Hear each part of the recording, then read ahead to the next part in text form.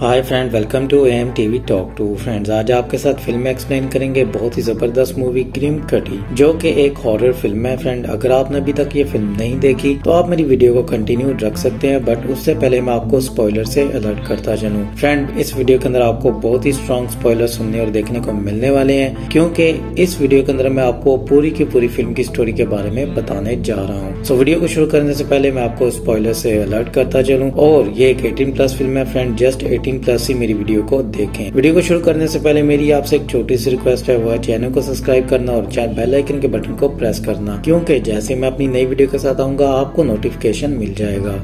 Film का start में friend देखने को मिलता है एक बच्चे से और उसकी मदर से, जहाँ पर हम देखते हैं मेलिंडा नाम की एक औरत होती है जो अपने बेटे के साथ एक घर के अंदर रह रही होती है, और वहीं पर ही वो कुछ चीजों के बारे में जान रही होती है, जहाँ पर वो ग्रिम कटी के नाम से किसी को सर्च कर रही होती है, जो कि एक जिन होता है। अब यहाँ पर फ्रेंड हमें हॉरर सीन फर्स्ट में ही देखने को मिल जाता है, जहाँ पर वो बच्चा उठता है और खिड़की से देखता है ग्रिम कटी को आते हुए। अब वहाँ पर उसकी माँ जो होती है वो भी परेशान हो रही होती है, क्योंकि उसके बारे में जो भी सर्च करता है वो उसके पीछे पड़ जाता है और उसकी जान लेकर ही रहता है। अब यहाँ पर वो बच्चा एक चाकू ले लेता है और ग्रिम कटी को मारने के लिए तैयार खड़ा हो जाता है। अब ग्रिम कटी जो होता है उसके पीछे पीछे चल रहा होता है, घर के अंदर आ चुका होता है, और यहाँ पर हम देख लेते हैं कि वो अपनी माँ के ऊपर ही हमला कर देता है। जैसे ही वो अंदर आता है वहाँ पर वो अपनी माँ को चाकू मार देता है। और नेक्स्ट सीन में हम देख लेते हैं आयशा को, जो कि इस फिल्म के में हीरोइन देखने को मिलने वाली है। अब यहाँ पर हमें एक मुस्लिम फैमिली देखने को मिल जाती है। आयशा का अपना एक यूट्यूब चैनल होता है, जिससे वो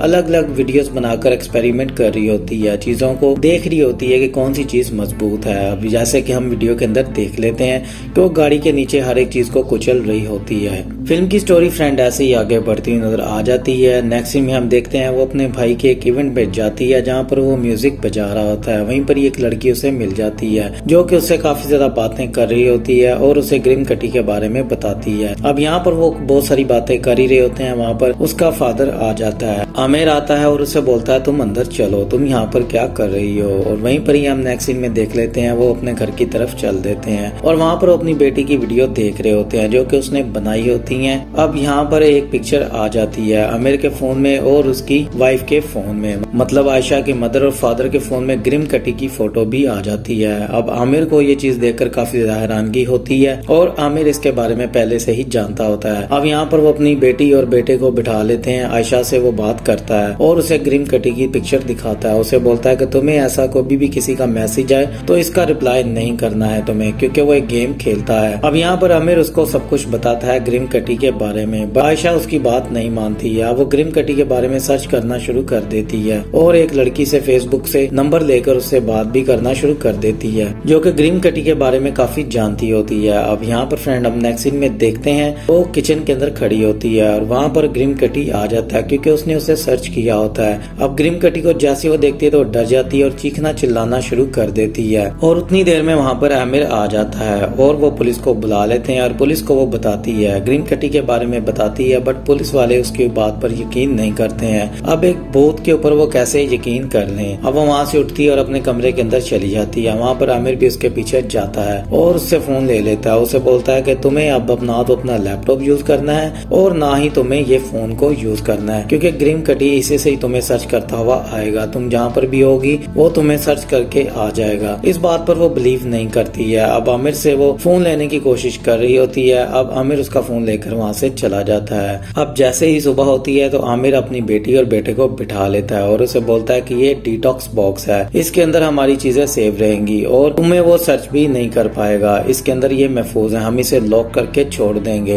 तुम लोगों को भी कुछ नहीं होगा, वो कभी भी तुम्हें ढूंढ नहीं पाएगा जब तक इसके अंदर ये चीजें पड़ी हुई हैं। अब ये चीज जो होती है आयशा मानती नहीं है, बट वो अपनी चीजें दे देती है, अपना लैपटॉप और अपना मोबाइल भी दे देती है। अब वो वहाँ से चली जाती है, बट वहीं पर ही उसे फिर से ग्रिमी कट नजर आ जाता है, क्योंकि वो अपने बाप से फोन छीनने की कोशिश करती है। बट वहीं पर ही ग्रिम कटी को जब वो देखती है तो डर जाती है। अब यहाँ पर आयशा एक गलती कर देती है, वो अपने भाई के लैपटॉप से ग्रिम कटी को सर्च करना शुरू कर देती है। अब मतलब यहाँ पर अपने भाई की भी जान खतरे में डाल देती है। अब उसके बारे में जैसे वो यहाँ पर सर्च कर रही होती है तो उसका बाप जो होता है वो सारे के सारे वाईफाई कनेक्शंस को काट देता है, और वहीं पर ही हम देख लेते हैं वो ऊपर की तरफ जाती है और डिटॉक्स बॉक्स में से अपना मोबाइल मोबाइल जो होता है वो लेकर वहाँ से निकल जाती है और जैसे ही वहाँ से अपना मोबाइल लेती है तो वहाँ पर कॉल आ जाती है उसकी फ्रेंड की। अब वो उसे वीडियो कॉल करके बताती है, उसे बोलती है कि वो अब तुम्हें ढूंढता हुआ आएगा, क्योंकि वो सब कुछ उसके साथ भी हो रहा होता है। अब यहाँ पर उसको वो प्लान बताती है, उसे बोलती है कि तुम्हें ये सब कुछ करना होगा, अगर तुम्हें ग्रिम कटी को हराना है तो तुम्हें जो मैं कहती हूँ तुम्हें वो करना होगा। वो उसे बोलती है एक चाकू लो और किचन के अंदर रख दो। और यहाँ पर आयशा जो होती है वैसा ही कर रही होती है। अब आयशा जो होती है वो बाहर की तरफ चली जाती है और वहाँ पर ग्रिम कटी जो होता है वो उसका पीछा करते हुए आ जाता है। दूसरी तरफ वो लड़की कैला जो होती है वो उसके साथ वीडियो कॉल पर ही होती है। अब वहाँ पर हम देख लेते हैं ग्रिम कटी जैसे ही आता है, अब वहाँ से आयशा भागना शुरू कर देती है। फाइनली ग्रिम कटी उसे पकड़ लेता है और उसके हाथ के ऊपर चाकू चलाना शुरू कर देता है, उसको काटना शुरू कर देता है। वहीं पर ही आयशा जो होती है चाकू लेती है और ग्रिम कटी के हाथ के ऊपर मार देती है, वहाँ से वो भाग जाता है। यहाँ पर हमारा एक हॉरर सीन खत्म हो जाता है और वो बच जाती है। वहाँ पर उसका बाप बोलता है आमिर कि तुम ये सब कुछ क्या कर रही थी,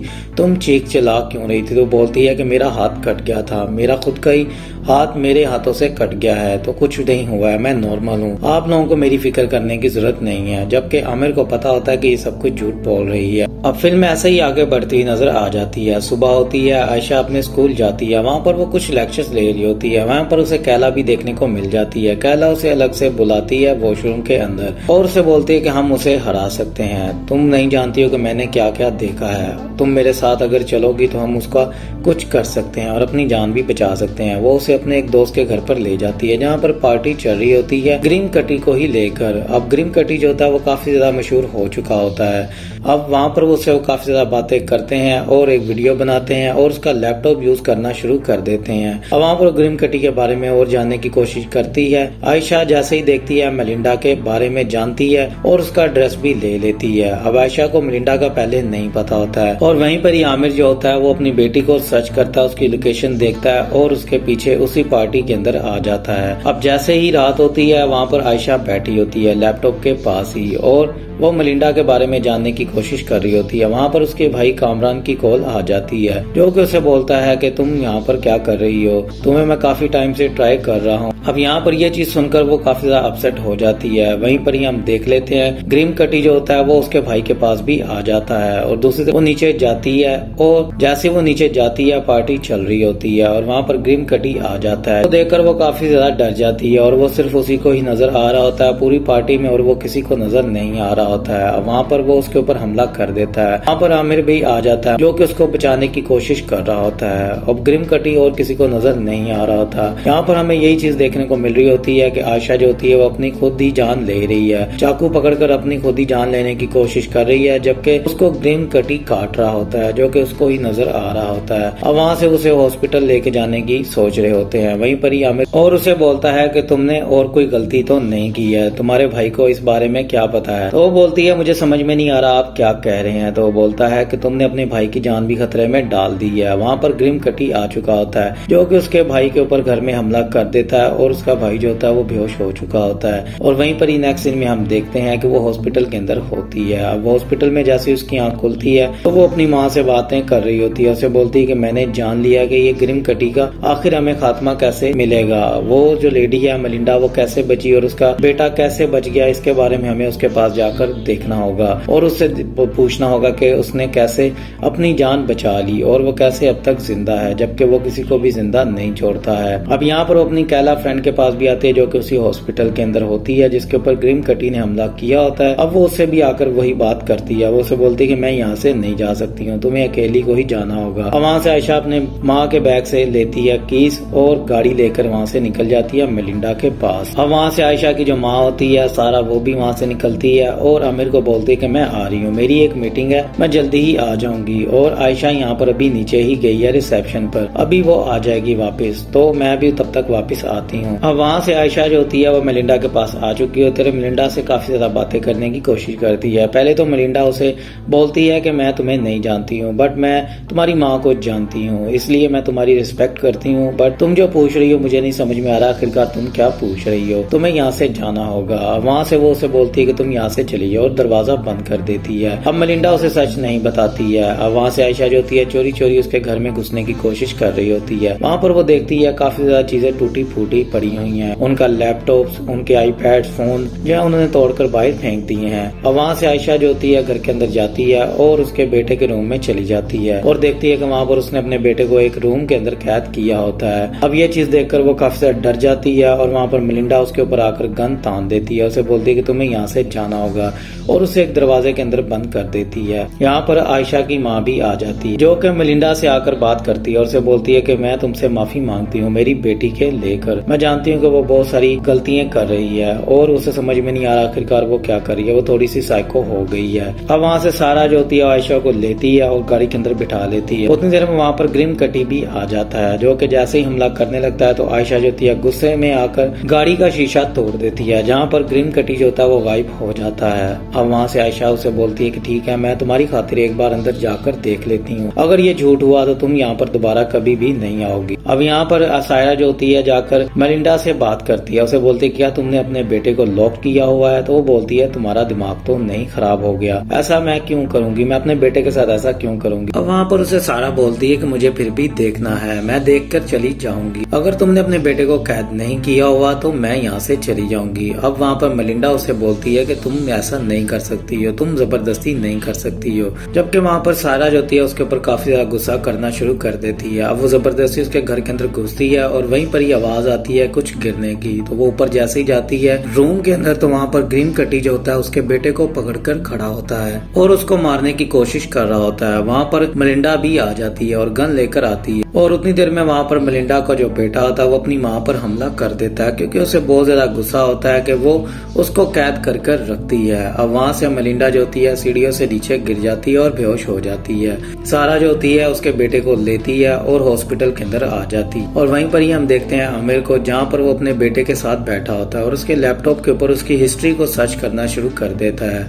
अब वहाँ पर वो देखता है कि उसने काफी ज्यादा चीजों को सर्च किया होता है, डार्क वेबसाइट को भी सर्च किया होता है और ग्रेमी कट को उसने काफी ज्यादा लाइक किया होता है। ये चीज देखकर वो काफी ज्यादा गुस्सा होना शुरू कर देता है। वहाँ पर ग्रीन कटी आ जाता है और वो हमला करना शुरू कर देता है। अब वहाँ पर सारा और उसके भाई कामरान के ऊपर वो हमला करना शुरू कर देता है। यहाँ पर हमें सर फ्रेंड बहुत सारे हॉरर सीन देखने को मिलने वाले हैं और बहुत ही जबरदस्त हॉरर सीन देखने को मिलने वाले हैं, जहाँ पर ग्रीन कटी जो होता है वो उनके पीछे पड़ा होता है और उनको मारने की कोशिश कर रहा होता है। फाइनली यहाँ पर उसका भाई जो होता है कामरान एक कमरे के अंदर छुप जाता है और बच जाता है और आयशा जो होती है वो उसको अपने पीछे लगा लेती है और वहाँ पर आमिर जो होता है उन दोनों को बचाने की कोशिश कर रहा होता है। वहाँ पर ग्रीमी कटी जो होता है वो अब आयशा को पकड़कर खड़ा होता है। अब आयशा को वो जख्मी कर चुका होता है। वहाँ पर आयशा जो होती है वो अपने बाप को मारती है और जैसे ही अपने बाप को मारती है वहाँ पर ग्रीम कटी जो होता है वो गायब हो जाता है। अब आमिर को ये बात समझ में आ जाती है कि आखिरकार उसे किसी न किसी को तो जान चाहिए, इस फैमिली में एक इंसान को मरना होगा तभी